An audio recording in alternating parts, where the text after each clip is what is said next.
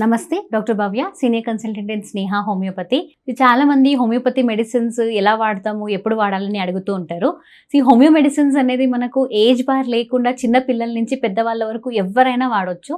So ఇక్కడ మనకు చిన్న బేబీ అంటే డే 1 బేబీ నుంచి పిల్లలకి ఏదైనా మనకు కర్డ్లింగ్, వామిటింగ్ అవుతుంటుంది. సో నెక్స్ట్ టీతింగ్ మనకు వచ్చేటప్పుడు కొంచెం లూజ్ మోషన్స్ అవుతుంటాయి. సో ఇలాంటి టైంలో కూడా మీరు పిల్లలకి హోమియోపతి మెడిసిన్స్ వాడొచ్చు. చాలా సేఫ్ ఉంటుంది, no side effects. So next వచ్చేసి మనకు పిల్లలకి కొంచెము పెద్దగా అయినాక immune system problems, tonsillitis, adenoids ఇలాంటి సమస్యలు ఉంటాయి. సో చలికాలంలో ఎవరికైనా టాన్సిలైటిస్, మళ్ళీ అడినాయిటిస్, మళ్ళీ వాళ్ళ ఇమ్యూనిటీ పెంచాలంటే కనుక మీరు హోమియోపతి మెడిసిన్స్ డాక్టర్ పర్యవేక్షణలో వాడితే చాలా మంచి రిజల్ట్స్ ఉంటాయి. సో టీనేజర్స్ వచ్చినప్పుడు మనకు చాలా హార్మోనల్ చేంజెస్ వల్ల పింపుల్స్, యాక్నే ఇలాంటి సమస్యలు ఉంటాయి.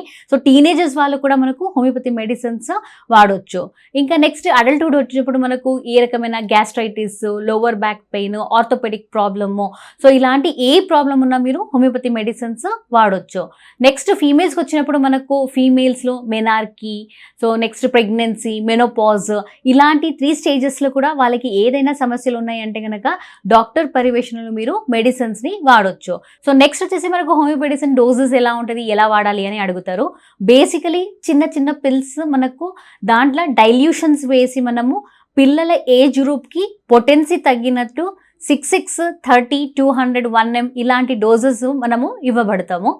నెక్స్ట్ ఇక్కడ పేషెంట్స్కి మనము ఎవరైనా సరే ఒకటి వాళ్ళ ప్రాబ్లము, నెక్స్ట్ జెనెటిక్ కాన్స్టిట్యూషనల్ సిమిలియం అన్ని మొత్తం హిస్టరీ తీసుకుని వాళ్ళ ప్రకృతిని బట్టి వాళ్ళకి అక్యూట్ డిజీజ్ ఉందా, క్రానిక్ డిజీజ్ ఉందా చూసుకుని మెడిసిన్స్ అనేది ఇవ్వబడుతుంది. నెక్స్ట్ యాక్షన్ ఎన్ని రోజులకి, అంటే ఇప్పుడు మనం మెడిసిన్ తీసుకున్నాక మనకు ఎప్పుడు తగ్గుతుంది అని అడుగుతూ ఉంటారు. సో ఇక్కడ మనకు అక్యూట్ కేసెస్ అంటే లెస్ దెన్ 1 month. సో ఇలా ఉన్నాయంటే 1 week మెడిసిన్స్, 15 days మెడిసిన్స్ తీసుకుంటే మీకు రిజల్ట్స్ అనేది వెంటనే ఉంటుంది.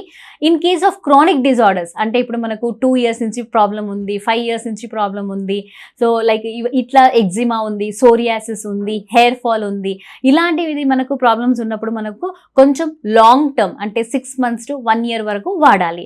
నెక్స్ట్ హోమియో మెడిసిన్స్ ఎప్పుడు స్టాప్ చేయాలని అడుగుతారు. డాక్టర్ పర్యవేక్షణలు మీ ప్రాబ్లం తగ్గిందా, ఎలా ఉంది, ఏంది అని చూసి మీరు మెడిసిన్స్ని మారాల్సింది వస్తుంది. మీరు డాక్టర్ పర్యవేక్షణ లేకుండా మెడిసిన్స్ని తీసుకోవద్దు, మానేయొద్దు. Thank you.